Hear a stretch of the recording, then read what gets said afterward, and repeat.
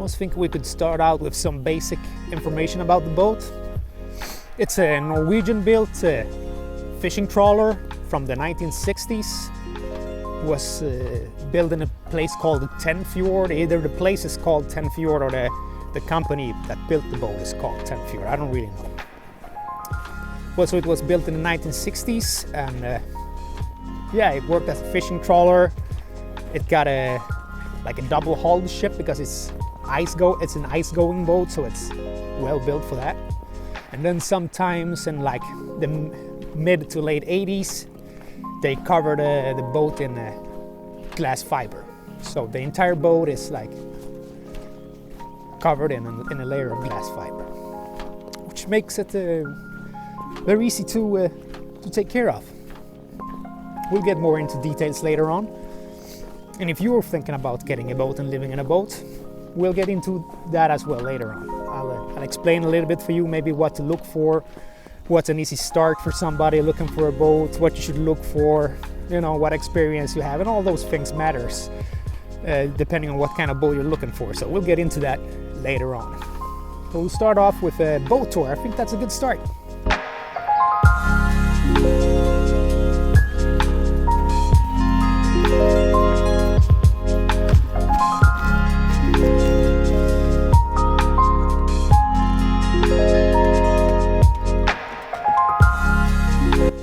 So let's start from the top then. Here we are on the roof of the boat. Let's spin it around. Here we go. This is the view from the top. Sunny, bright today. Very good weather. Cold, about -4.5. Good old fishing searchlights. Included life raft. How many people is this for? Yeah, 6-person life raft. It probably wouldn't pass inspection if they inspected it now, I would say. But yeah, there is one there. Then we continue over here. You see, yeah, I have my outside seating area. Over here is a bit of a mess. It's building materials, and in those 2 barrels over there, it's full of water. Because it's kind of back heavy, this boat, so it has a tendency to want to go up in the front. Let's see, now we get down here. Yeah, so you get plenty of deck space. The size of the boat is 16.5 meters long and 6 meters wide. So there is plenty of space up here on top. I was thinking you can see this aluminum half house here, I guess. It's for where they have, you know, done fishing work before. But I was thinking about extending that all to the other side. You could build it in, and you could have like an entire extra room or an entire extra floor up here if you wanted to. So let's go check out the back side up. Oh, let's go up here into the captain's cabin. Or the command center, let's see. Here we go. There, it was really dark in here, so I had to change the settings on the camera, but yeah. Here's the main controls for the engine and the propeller. So the way this one works is that it only has one gear, and that's like propeller on or propeller off. And I believe it's this one. So you put the propeller in spin, and it starts spinning. And then this one lever here controls the pitch. This one is the pitch. Yeah, this is the pitch. So you change the pitch of the propeller blades, and they go forwards or backwards, and that way you control the movement of the boat. No boat is complete without the steering wheel, of course, and the compass. You don't really spend a lot of time up in here because the only thing you can do up here is drive the boat. I was thinking about making it into my office because you got a lot of natural sunlight up here and you get a good view. So I think it would be a pretty decent office. And we got all this old boat equipment in here as well. Then back here is a little pantry.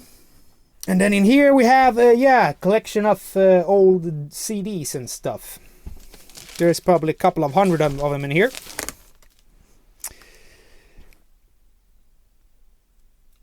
Harmony scissors. Yeah, well, that's interesting. Always something. What do we got here then? Snow. Bing Crosby. Yeah, good stuff.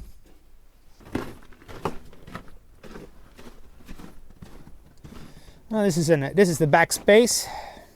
Of course, you need to have your live buoy there, because you never know. And in here is, yeah, an extra storage space, I guess. It's not much going on in here right now. I got this is gonna be the fan for the kitchen when I get done with the kitchen properly. And I also have the microwave for the kitchen in here as well. Yeah, and at one point in time, this here used to be a chicken pen. So I used to have chickens in here. It was an experience, I can say. It was like Noah's Ark here for a little while, and it was pretty fun. Here is a pigeon cage, because of course I had pigeons as well at one point in time, which I caught wildly in the stables. Yeah, and here we come past the tool place, where I keep all the tools for work. And we're going to be using a lot of this stuff, yeah, in a week's time or something like that, because we're going to be doing some construction inside. Yeah, here's a door. It leads into the aft compartment of the boat, where it's like a small space. I haven't done anything in there, but I'm gonna do something. I just don't know what yet. I was thinking about building a sauna or something like that. That could be good. So let's check it out in here then. Here we go. Let's see. Over here we have an engine room. Let's go down here. See what we got.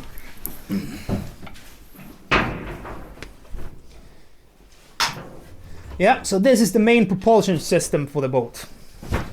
It's a Scania V8 turbo diesel engine with about 650 horsepower. So yeah, it's pretty powerful, and it slurps diesel like a giant. I mean, it's about 25 to 35 liters an hour if you go at 1600 RPM. So yeah, if you want to go out fishing with your buddies, it's gonna get pretty expensive pretty quick. Yeah, and yeah, here's most of the important. You have a hydraulic pump here, and the engine, of course. Two enormous diesel tanks. I think this is like 2 or 3, no, at least 3 cubic meters in each one of them. And I have one on that side and one on this side. And my plan was, I was thinking about removing one or both of them and making like a workbench instead of having this one here. So you can use like the engine room like a bit of a work area for mechanical work. That would be great. Or maybe I remove both tanks and I'll go get me a Koenigsegg Quark engine. This is an electrical engine that Koenigsegg has developed that has 600 horsepower, and we like take 2 Tesla batteries and slap an end in here, and we could turn it into an electrical boat. That would be pretty awesome, you know. But nothing is free. Say if I get like a million likes, I'll do it. If I have the money to, and I still have the boat. We'll see about that.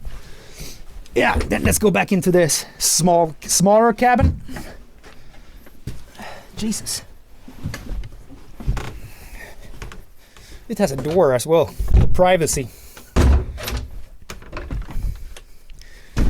Yeah, so here is the aft compartment. There's the door you get out.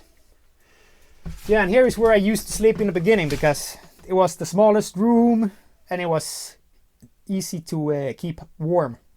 It looks like shit in here now because it's messy. I have some homemade soap there, by the way. But yeah, I might turn this into a sauna. I don't really know yet. Or like a small office. Or a guest room. Maybe a guest room. That could be nice. Eventually you have people over for some reason. Why you want to have that? It's a good question.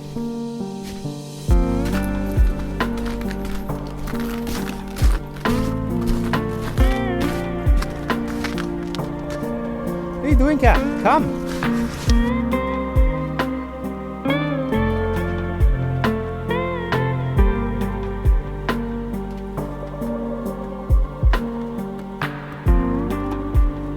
Let's get on inside.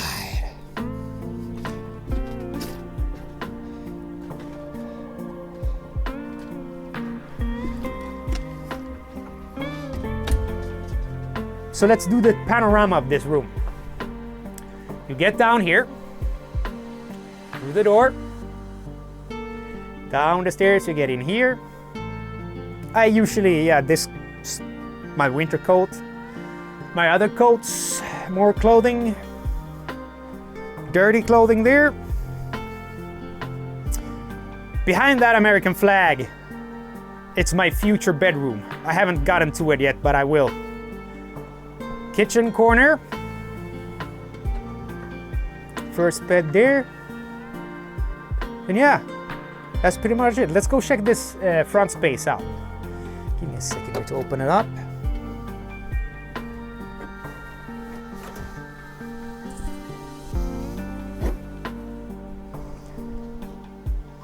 There we go. Yes, yes, yes, yes. Let's get in here, yeah. Now, as you can see, this looks like the hull of a ship.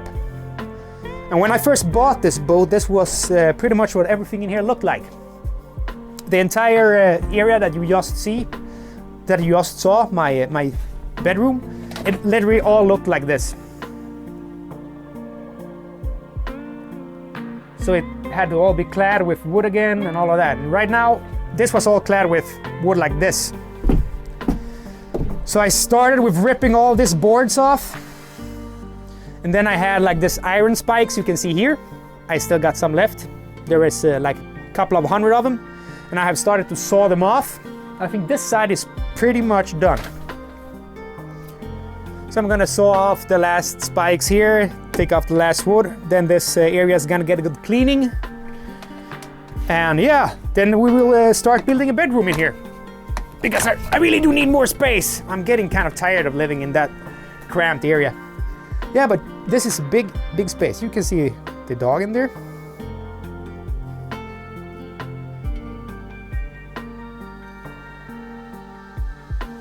So it definitely has potential here to become something great. So let's say then you decided that living on a boat, that's what I want to do. That's something for me. So what's the important things to think about then? Well, what is your level of skill like? Do you have any experience with boats previously?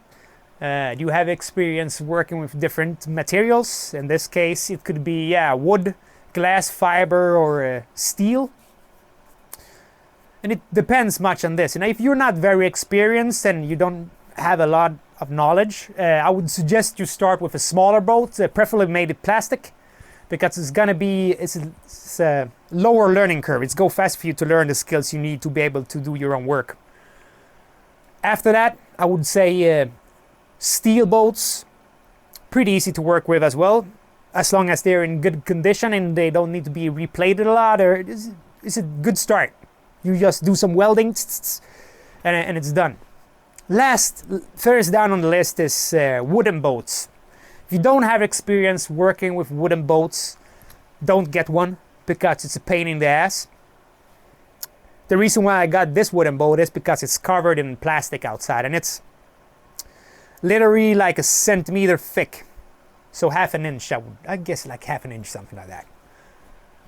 Which means that it's completely watertight from the outside. The only way where water can come into this boat is through the propeller axle, and I'm not too worried about that. So then also is the question, how much space do I need? You have to ask yourself this question. I'm a pretty simple man, and I have lived in a couple of other boats too as well, sailboats then mostly. And as a man, you don't need too much room if you spend a lot of time outside, which I do. So I get around with pretty little space. But I think a good place to start looking is at old fishing vessels, because you usually have a lot of volume inside that's usable for building whatever you want to build inside a boat. I don't know how you want to have your layup. It's up to you. You literally just make your mind flow and do whatever you want to. Commodities. Now that's something you learn pretty quickly, that you don't have access to everything when you live on a boat. Like running water at all points, electricity can't always be guaranteed. So it could be, it's always a good idea to think about water, think about electricity, think about toilet space. Right now I'm using like a porta potty, I have that in emergency cases. If like it's high water and I can't get to land, or it's just too cold or too late at night to go out, then I use that. But most harbors or ports that you will be staying in, they have access to like the clubhouse, and there will be showers and facilities there you can use most of the time. At least in Europe and Scandinavia, it's like that. I can't speak for the rest of the world.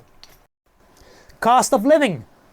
You might ask, what does it cost to live on a boat? Well, it depends completely on what type of boat it is, size and season. Like right now, this is a pretty large boat, and the area here where I had to heat up where I live, it's pretty large as well. But I manage mostly with 2 kilowatts of electrical power or 2 kilowatts of gas, which is what I'm using now, this little gas furnace here. Keeping the heat, and I think I got like 20 degrees Celsius in here, so it's not too bad. I can't complain. The electrical costs, it varies. Summertime, the electrical bills goes from anywhere from $25 to $50 a month. Depends how much you're home. And on wintertime, it's definitely increases. Like right now, I think I'm about $300-400 a month for heating costs in electricity. That's why I just recently switched over to gas. It's much more affordable. Well, I think I've covered most of what I wanted to say for this short tour of my home and boat. If I forgot anything or you're curious about anything you want to know, post it in the comments below, and I'll get to it as soon as I can. You have any boat related questions, feel free to ask me anything and I'll be happy to answer. I've been worked as a boat mechanic for a lot of years ago. Doesn't really matter, but I've done it, so I know stuff about boats. What else? What else? Yeah, no, I can't really think about anything more. I think that's gonna be it for this one. And boat life might not be for everybody. Well, it could be for everybody, actually. It just depends on where you decide to put the boat. You have to like and subscribe. Like and subscribe tonight. Why not? Why not? Why not do it? Do it. You must do it.